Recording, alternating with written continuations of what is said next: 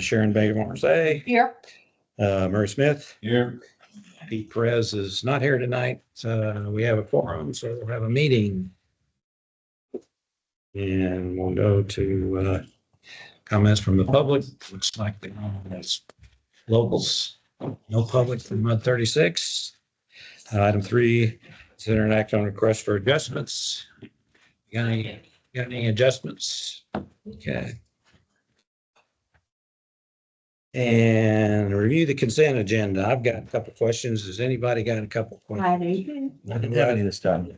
On item 5, I have something. You go ahead, Mr. Maverick.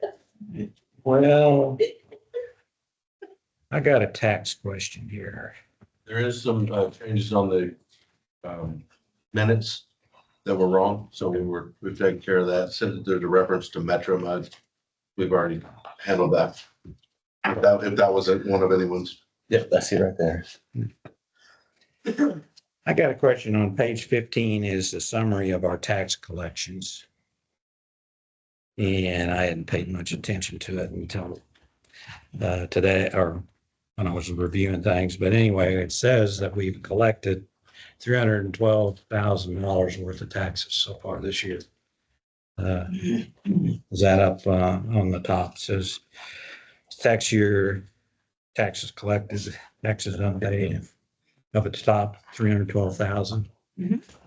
And then on page 5 Yep. of our operating revenue and expenses, it says tax revenue is 229,000. This is the maintenance tax option, page 5.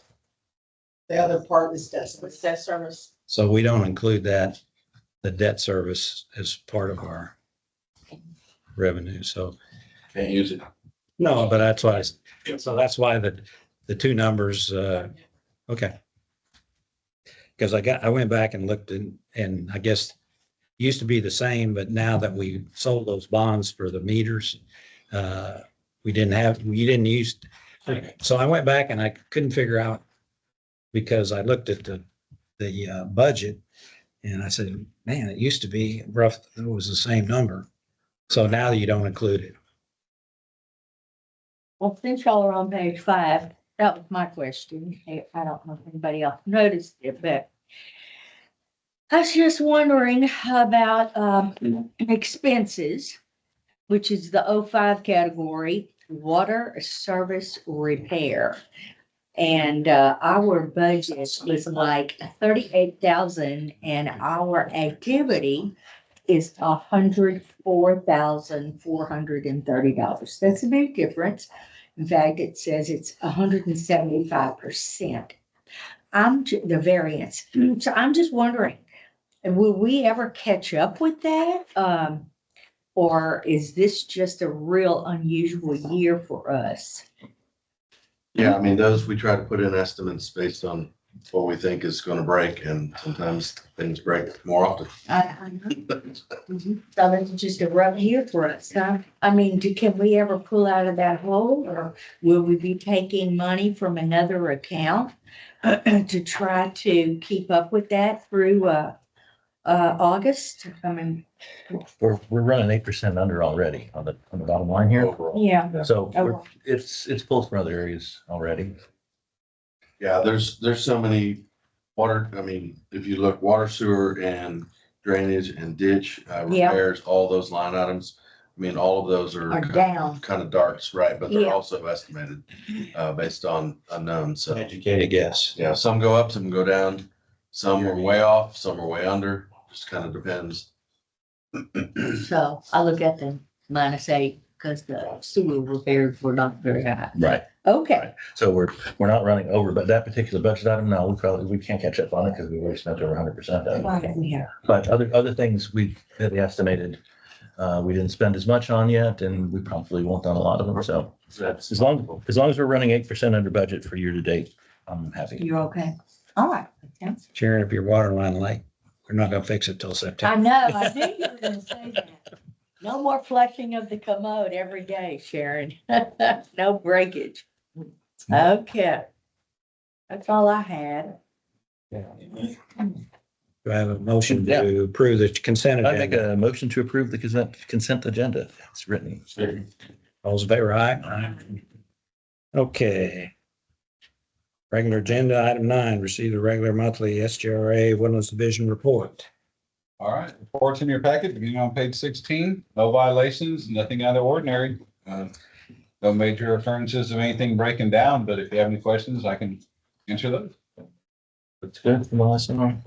Appreciate the colors getting aligned on I some things. said the colors were lined up myself. That would all be Malia. Yeah, I don't do colors. yep, they all looked coincidental.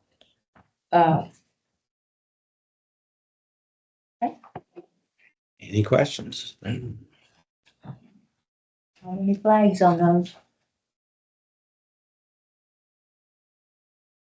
Okay, item 10, review the draft 2026 SGRA Woodlands Division budget.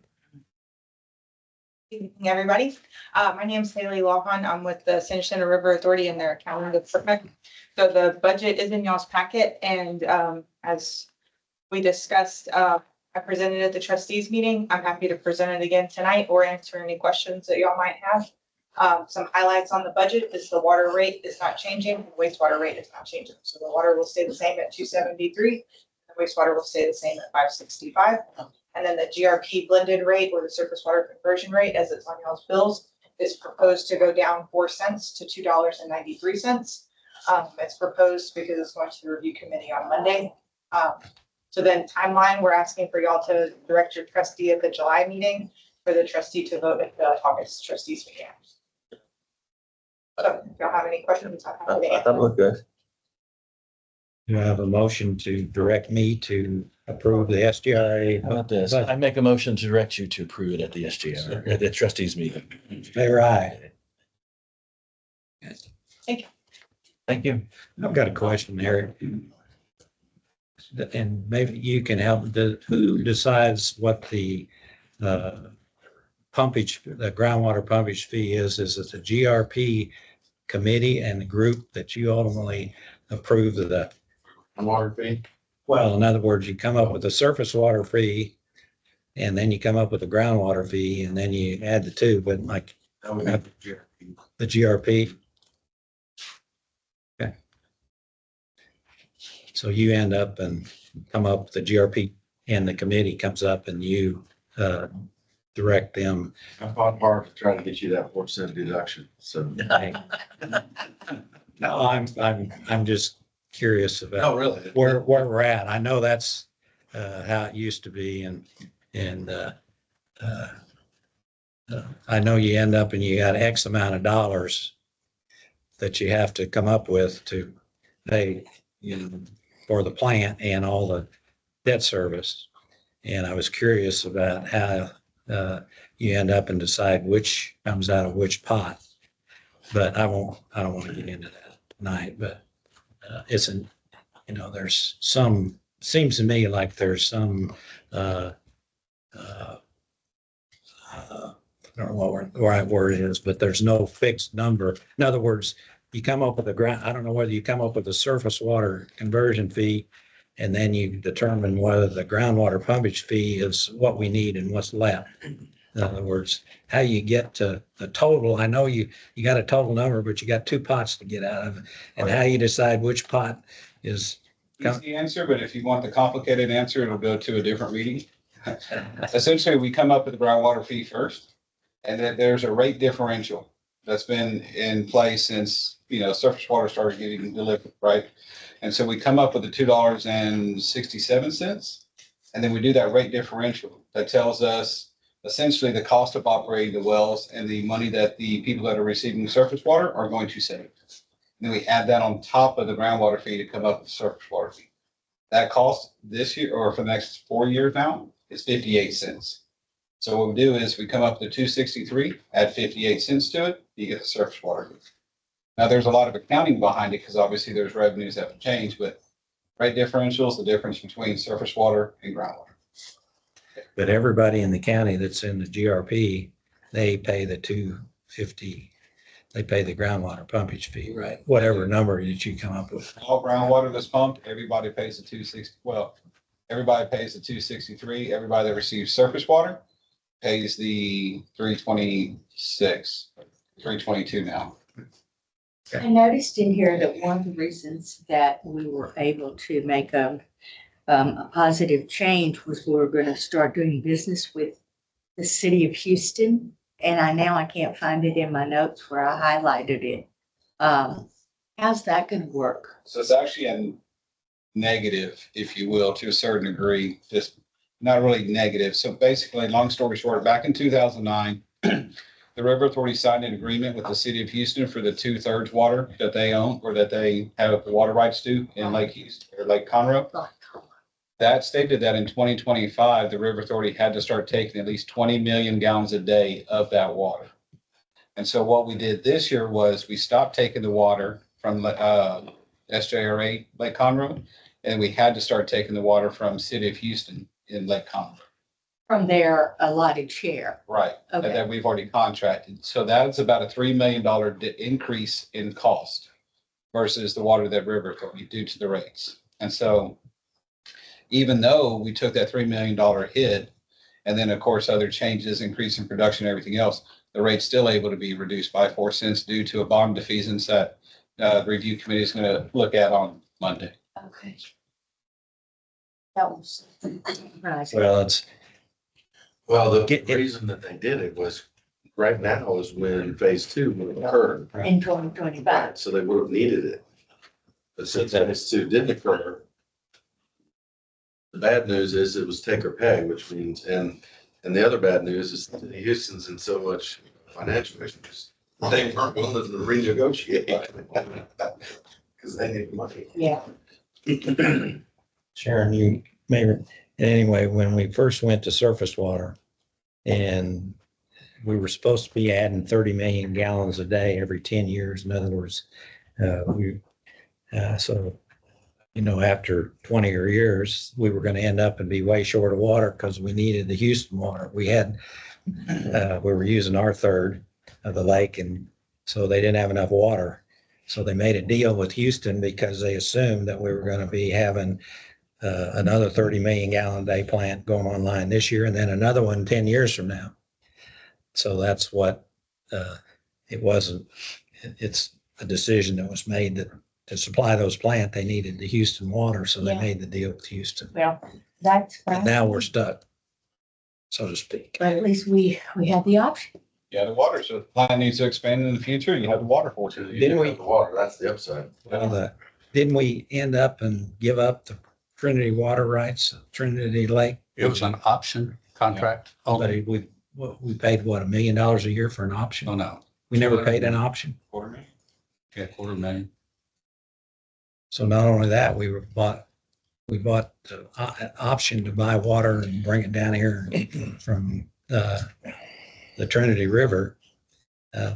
Anyway, fortunately that, Yeah, it's better to have an option for too much water. than Yeah, not enough. that's what I was thinking. Okay. Conroe's not in that position. so. I'd rather, People would like those options. Yeah, exactly. it's a much better situation because the price would really go up. Thank y'all for the discussion. I appreciate it. okay, I will approve the budget at the next meeting. Okay, thank you. Is so directed. Okay, discuss the water line conditions specimen study that was presented at the All Muds meeting. I think we were all there. Yep. And so Uh-huh. if anybody's got any comments, First of all, that was a excellent presentation. They knew their stuff. They were prepared. It was very good to see that the recommendation from the MUDs to assess all the, or I don't know if to assess the AC pipes was expanded to all the pipes because, you know, half of the repair costs are going to be on things that wouldn't have been repaired if the AC pipe was ever evaluated. So it was all good news, especially the price tag coming down a little bit. I thought the guy was a genius. He's a good communicator also. The extra audio helped a lot too. We're still improving. I mean, it was better. It was better. It's got room for improvement, but it was better. well, the next All Mud meeting is maybe down the street. Potentially. Because that's, That is supposed to open September 1st now. is that right? Yeah, it was delayed because of weather. It was originally supposed to be August 1st, but now September 1st. So they may have some fancy new system in there, hopefully, probably do. They've got, Hopefully, they've got a, I did a tour of it Oh, yeah? 3 or 4 weeks ago. I did. Could have been. It's, well, you forgot how big Albertsons really was, you know? Not, or, well, it was Randall's, but it was Albertsons in Mexico. And so you walk in there and you think, okay, this is it. And then, no, you turn the corner and there's just lots and lots of more space. So they've got all kinds of meeting rooms, including some big enough to handle probably all the meeting. Is the library completely separate internally? You make a turn, yeah, it is. You make a turn to the right and it goes to the library. You make a turn to the left and it's the community center, one or the other. Yeah. Here's restrooms. Yes, the library's to the right when you come in. And lots of, it's going to be really nice. Yeah. It's going to be really nice. The rumors you heard about there not being enough room for books are false. So Only certain books. that's a different story. Anyway, Another story. that's the feedback I've got on the meeting. I think it was all good, and we're moving in the right direction. Yeah, we did receive a request from Ed Estuary, who's requesting the MUDs to think about what direction you kind of want to go with recommendations and to give them feedback by November 1, with the reason that they can then update the next year's 10-year project plan and better kind of identify where those 7 projects might be lined out. But it was nice that the consultant kind of tiered them. Yeah, Yeah. So I think 3 that tiers. will assist significantly. I think that was a good in recommendation. planning them out. So If, we'll need to give direct and make some decisions on what y'all's preference would be in terms of how to go forward. well, they Can't do that today with the agenda item, but Yeah. we can put that on next agenda. Okay. My opinion is they've got them, those projects, and we ought to space them out so that we do it out of cash flow. In other words, which I say cash flow, you have to increase the water rates a little bit, but you save money because you don't have to pay bonded interest. And you end up in the way they had that schedule. I would think that maybe it takes 12 years or 13 or 14 that we schedule it out. So that's just my opinion. But well, it depends on yeah, I don't. 5 minutes. Well, I mean, if you do, let's say 3 or 4 million a year. Extend their timeframe. No, that's what I say. $300 water bill maybe. I don't think we're there. The gas blow it? No, but I mean, if you end up if you cash flowed it over 15 year versus selling bonds for 30. You'd have to do that probably a decade prior to starting. What's that? Start money, start to get the. No, but I don't know what the cost is. I mean, what numbers I saw, the cost wasn't, I mean, we started off with 180 million, remember? And that was, the all inclusive. But anyway, well, we One can thing just, we will be able to do, once the 10-year project plan's been updated and the projects are kind of timed out, we'll be able to identify that very thing is what's the impact of the customer? What are your options for funding? Whether it's a water bill situation or a rollback, whatever the case may be, we'll kind of go through those options with you once the updated plan is in play. Then we'll be able to answer those exact questions on what the impact of the customer would be. But you'll use their suggested time frame. You're not gonna try and extend it at all? I'm not suggesting I would do anything different. The boards will need to decide that on what the timing is. When will that be discussed? On the next agenda to get. We'll do that. That's good. Kind of on skating on the edge right now, aren't we? Yes. Okay. Okay. the discussion action. Item 12, consider an act on previous inflow and infiltration studies related to stormwater in wastewater treatment plant 1. That's an agenda item that I put on there, and I want to as you notice that, just to give you a little history, we 10 or 12 years ago, we ran smoke tests and the River Authority, or the people that did the tests, identified that 75% of our inflow was coming through our manhole covers. And so the net result was essentially the MUDs did not do anything to address that over the years.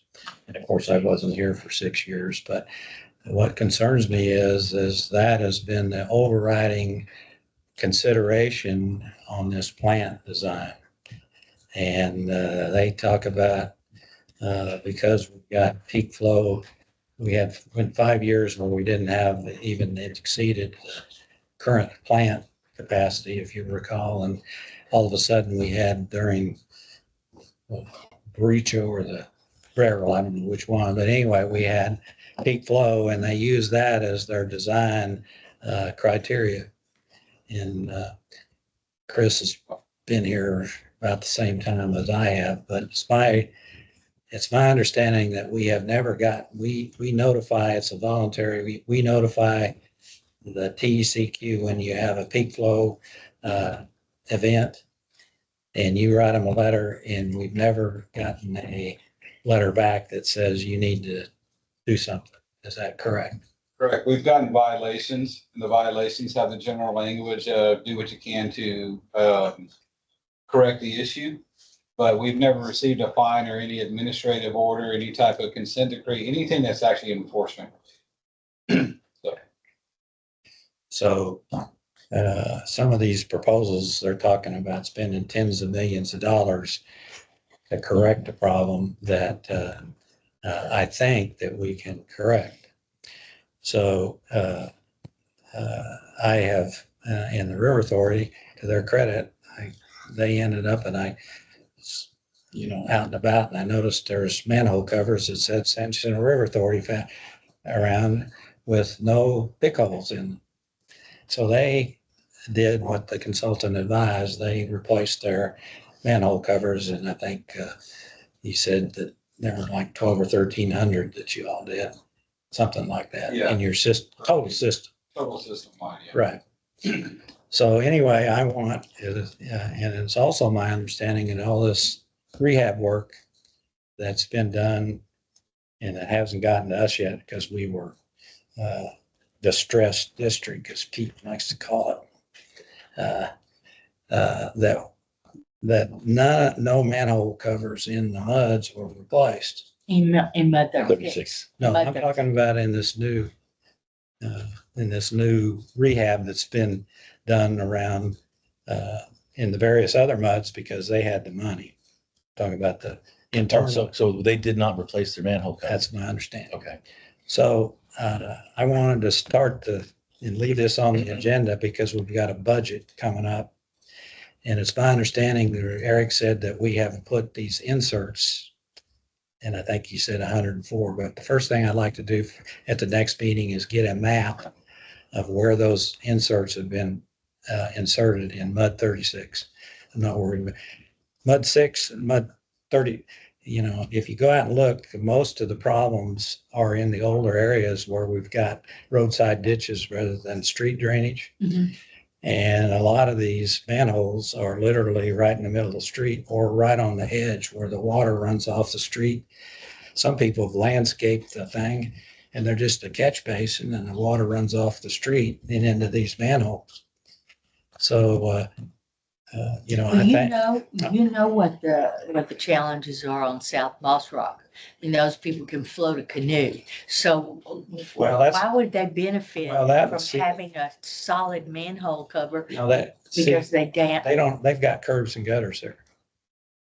So you got curbs and gutters over there. I'm talking about only the streets that have, the original streets that have roadside ditches and the street is up and the water drains it into the ditch. Some people have roadside ditches over there. No, they don't. I mean, trust me, Sharon, they don't have roadside ditches. Eric and I, he and his crew just ended up and replaced the blanks in the collection basins with grates. on that street to try to help that problem. Oh, that, on that street? Now, that's the street that she's talking about, and that is curbs and gutters, because it's got That's a, curb and gutter on that street. I because it's got remember when the guy at the very last, before Honeycomb Ridge was built, that guy, they built up the property so much in the new construction, it was just totally immersing his property.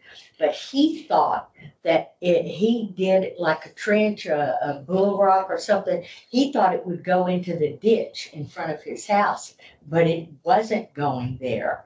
And so Mike got involved with the developer to regrade that property so it wouldn't flood that guy's. So I Yeah, that thought was they more had lot the grade, advantage. I yeah. thought it was an advantage for them, even though they had the curbs and gutters, that some of them have ditches in the front. But I guess they don't function in that capacity. No, well, that was kind of more of a side lot, because that's referring to some lot grading and how those new lots were graded. So some lots can go front to back, some can go back to front, some split in the middle and go back and front. And that was more the issue in that situation. So the builder modified the lot grading Yes, it so that it wouldn't just come right on the neighbor. That's what that is referring to. And not necessarily roadside ditch, open it's just ditch. the foil between the two houses, Right. basically. Correct. No, this is in front of the man's house, but I'll go double check it when I go home. They may have completely graded the property since I last rode my bike over there, so I'll go check it out. No worries. In fact, that whole new section over there has a completely different subsurface drainage system. And all those streets drain into our, what we call the Fern Ridge ditch, our Fern Ridge ditch. But they got the drainage, all the street drainage there is completely independent of Moss Rock and all that area around, completely independent. But it's like Eric said, is the back of those, 2 or 3 of those houses actually drain through that guy's backyard and create, if you don't take care of your business there, you can end up having a lake in your backyard for a while. But anyway, I just wanted to, and hopefully we can get a map and figure out what inserts are in there. That's an alternative, which I understand is not the best. These inserts can be a maintenance headache and get plugged up themselves. But anyway, that's what I want to talk about. We can talk about, what's in there, what we've got, and how much we need to spend and put it in our next budget is use up some of that capital expenditure. And hopefully we can get MUD 6 and solve some of this, or instead of sending tens of millions of dollars to design and put tanks out at the wastewater treatment plant and extra clarifiers just because we have a event that we've Stella Murray, I actually did a little research. I talked to the TCQ and ended up at the EPA to try to find out how many other people had peak flow problems. Well, that was a task, to the point where he told me, he says, well, why don't you just make a freedom of information request? I thought maybe there was online information of all this, and I don't know whether he just wanted to blow me off, and I decided rather than creating a big issue, bring attention to down here that, but my contention is that these peak flow events, for instance, you all are aware, Conroe's wastewater treatment plant was under 10 feet of water during Harvey. Not only did they have a peak flow problem, the whole plant was underwater. So, I have a question about, since you confirmed that we don't actually divert raw sewage we actually just kind of retain it in the system. So anyway, hopefully we can be proactive and do what the consultants recommended 10 or 12 years ago, that we try to eliminate or slow down the peak flow of events. Anyway. So you want this on the agenda for next month? Well, I just want to, I want to keep it on there so we can get a map of the inserts, and then we can hopefully resolve, because when's the budget? September? July, August. Right. I September. mean, we prove it September, so we gotta start, so if we're gonna add it, and be something in addition to, we've got, $300,000 that we got added to our capital improvement budget, or I guess it's really our general budget now, but, we can use some of that to hopefully, start working on that peak flow. How much issue. are those main covers? Hmm? Pardon me? How much are the manhole covers? Y'all just, Say I don't know. No, they were, I think all of them are under $200 a piece. Okay. Plugs are cheaper. that included you said you could make they make the mold for, Yeah. we can get a MUD 36 mold for, For what? yeah, for like, what was it? Not much, Just the setup fee. Yeah, it's one Set up time. feet to pour, say we bought 1,000 of them, we could put MUD 36 or, put whatever we want.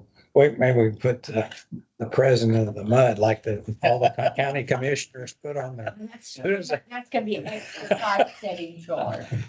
Can't do that. No, I'm just, kidding. But anyway, it's kind of like the county commissioner, he's always, as soon as you get a new. Oh, yeah, a new sign. They put a new sign right over at the community center, that used to be Nowak's name on there. Now it's Wheeler's name. You don't want to go in like the other night. You probably didn't. Anyway. Okay. Any other Item 13. questions? You ready for the next one? Item 13, see attorney's report. Yes, sir. Legislative session's done. We are working on the comprehensive summary of the bills that are of importance to our district clients, as well as important bills that we followed that ultimately did not pass. That summary will be ready before your July board meeting. It'll be uploaded to the Google Drive, and Shelley will let y'all know when that happens. If y'all were able to attend the AWBD conference in San Antonio, you may have seen one of my law partners, Diana Miller, who helped make the presentation on the legislative update. One bill that we will be working to implement over the next couple of months is the bill that changes the deadline for posting agendas from 72 calendar hours to 72 business hours. That will push back the timeframe that directors will need to get agenda items for MUD meetings to Eric from what's currently the Wednesday, Thursday, the week before the MUD meetings. It'll have to be Thursday, Friday, the week before the trustee meeting. So it'll be almost a week earlier.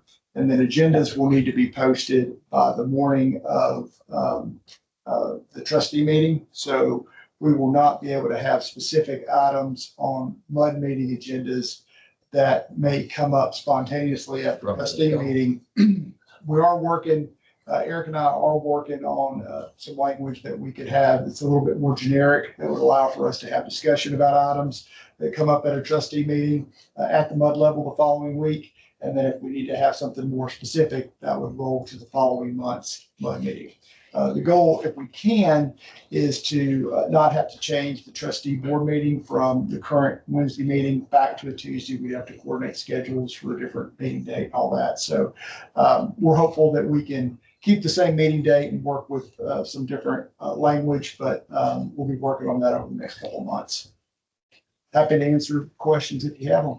So we can still, when we got an agenda item for items, we can still put it at the meeting for the next month's The meeting. next month, it just won't be the next week. Right, okay. Yeah, if you're at the trustee meeting and the trustee. Like tonight, when we got this agenda item, we can still do that. Okay.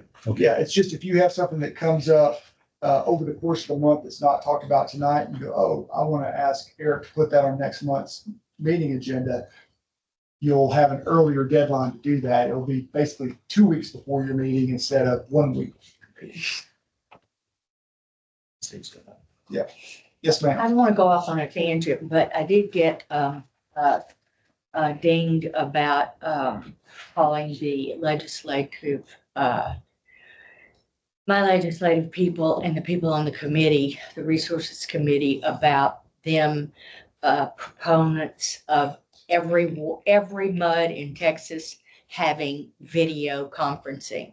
Of course, I don't know how relative that's here because we have it, but in more rural communities, we just felt like that would be such an exorbitant expense. Do you know how that leveled out? I know it didn't pass, but I just wondered if, I don't even think it got to the floor. There were multiple bills that had different variations of that. I can't recall off the top of my head how far. I feel like one of them actually passed the House and ended up over in the Senate, but then didn't pass the Senate. But I wouldn't be surprised to see that again in a future session. I mean, we see a lot of recycled ideas that don't pass, and you'll see it come up 3 or 4 times, and then maybe it ultimately passes. Sometimes it finally, loses steam and disappears after a few sessions. It's impossible to say. I mean, with 9,000-10,000 bills a session, it's anybody's guess, but it did not pass the session. That's all I have. Question for Brian. Item 14, receive the general manager report. All right, good evening. Officially, just a couple things. The report begins on page 55. I want to point out that we continue to expand the report to include as much information on things that we're doing throughout the Woodlands. So if you have any comments on that, I'd be happy to make any refining. We did do some ditch work over the last couple months in 36 and within budget, kind of around the golf course, basically. And we continue to run the ditches to do the assessment, condition assessment of the ditches as well. That's still going forward. We did have Association of Water Board Directors, AWBD, this last week. Kim and I went, and then there was the greatest number of directors since I've been here that attended as well. So it was nice to see the director involvement in attending that conference. We do have for you your CCR report, Consumer Confidence Report. That's your water quality report that is required to go out by July 1. So that'll be going out as a separate mailer, and I believe it's already on the website. So that'll be going out soon. And then did want to point out there's a letter that you'll see that I wrote and we sent to all of the Woodlands, and it was related to thanking customers for their patience as we work through the new billing software. There was a small number of customers that experienced some issues, particularly on the electronic payment, online payment system, where banks are trying to talk to the other bank with new account numbers, and folks had some issues with that. So we're correcting that internally, and we'll go from there. And with that, I will kick it to John for communications. Evening, page 69 is your communications report. We are in summer months, third quarter of our strategic plan, so we got our focus on water conservation now. Doing more on that front across our platforms. Infrastructure renewal communications, a number of developments there. We've made some additions to the website, to the renewal website. We've got background information on the community working group. We also did a lot of publication on the community working group to the community. Coinciding with that, we've got a digital outreach toolkit now available for folks to help them get messaging out, through their groups, through their social media platforms and such. We have a GIS-based interactive map that's coming online pretty soon, so folks find out, what projects are near their house, pull up more information on those projects, traffic impacts, timelines, everything. That should be online here pretty soon, and then we got a video in production too. More tools to help spread the word about renewal. We're continuing to see website visitation increase month by month on that site. So folks are finding it, utilizing it. It's encouraging. And then the community working group will be holding their 5th meeting. That's going to be July 1st, and they're going to hear from Corolla with that meeting. On the bottom 69, you got some stats on the Woodlands Water website. Continuing to see strong visitation there. Since we implemented strategic plan back in the beginning of 2023, we've doubled visitation essentially. And these stats through May, continue to show that we're looking good there. We always want to increase that, but I feel good about those numbers, and that is a nice gauge for how our communications in general are doing, because we do link back to the website with most of our other stuff, our social media posts and emails and so forth. So gives us a sense of how we're doing across the board.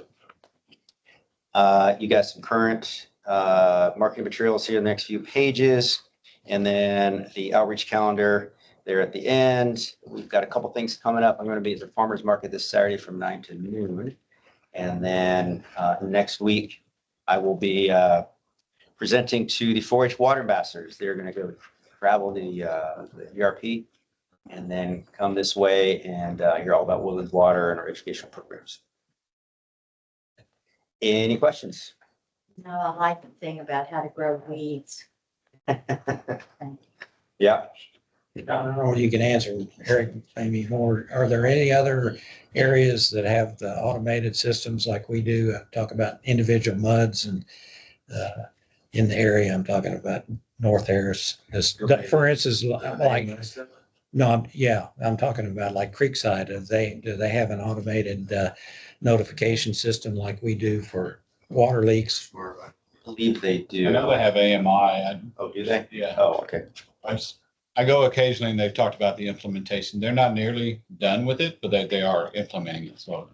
Yeah, I had some experience in my consulting world over the years where there was a number of districts that were moving to AMI, but I never saw the WaterSmart interface and the tools that the Woodlands has right now that I had not experienced. But there were a few districts we had that were moving to AMI. Not particularly this system, because there's a number of different manufacturers that do it. But this system tied with WaterSmart is pretty phenomenal. No reason I asked, I noticed the Nextdoor app I look at, and there people have been weighing in about, I've got a water leak and I'm getting notices. And it looks to me like they don't live in the Woodlands, and they're saying, if I go check and I can't find water leak, you probably look at the Nextdoor. You've seen those people, and they start talking back and forth, and it's Nextdoors. I see a lot of look at it negative for entertainment as much as anything. But anyway, a lot of people now are apparently they get the notices and they want to call a plumber, and it's interesting. But, we do get lumped in or confused with folks outside of our jurisdiction. But and along those lines, I hear a lot from folks when I'm out at events, especially who are from Creekside or other areas surrounding, saying, we don't have a Wise Guy program. We don't have rebates. How can we get this going? We're at. Talk to your muds. We've got a lot of customer support here. Easy, they only got one mud. What mud are they? I Very, very thick. Oh, that is 386. Oh, excuse me. Thank you.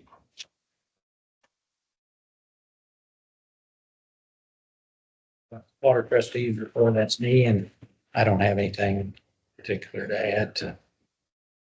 Your report. Our report. Now with the videos, a lot of people watch the videos anyway. Okay, do we have anything in closed session? No questions? We'll reconvene in closed session and discuss future agenda items or announcements. Anybody got any?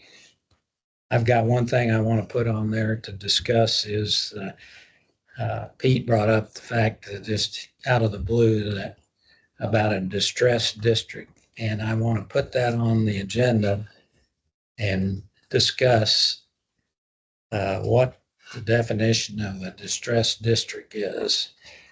And specifically, we're getting into the finances, but remember Pete the last meeting, and I'd like to just put it on the agenda because I've got my own opinion about using revenue numbers as in our MUDs as to determine how much reserve we should have, as opposed to a freestanding MUD like Northampton. I think you said you were, but anyway, we're a MUD here that I have concerns about keeping a year or two's worth of reserves, revenue reserves, and I'd like to discuss that and not have a situation where we have a director come in and say, I want to discuss, or made that comment at the last meeting about being a distressed district financially. And in my opinion, we're not distressed. But anyway, I want to talk about that on the next agenda. Not necessarily, but we can talk about how much reserve we need versus. Well, you really won't be able to even talk about that intelligently until we have the CIP and all the numbers. No, but I. There's a lot of work that you're gonna need to do, and you don't have the money to do it. No. So you talk about reserves. No. We're gonna need to talk about that pretty No, seriously. well, that's- when it comes to budget setting. No. We did last year. I know you weren't here yet at that point, but we're definitely gonna need to dig back into that. for sure. But, no, I'm just talking about, he just, like I said, there's, What they've he's always, trying to say is it will become a big issue to well, discuss it, when it's time. in my opinion, it's not near as big an issue for us as it is for instance, a MUD like Northampton. You told me, they have, individual MUDs have wells and they have wastewater treatment plants, and they use the same kind of reserve numbers, and that's established, and you probably. So probably need to just add this to the next agenda. No, that's what I was gonna say. Well, then, right, Thank but anyway, I know there's specifications when you have bonded indebtedness about what kind of reserves to keep your bond rating and all that, but anyway, I want to just discuss what quote our distressed district is financially. Okay. Anybody else? Meeting adjourned.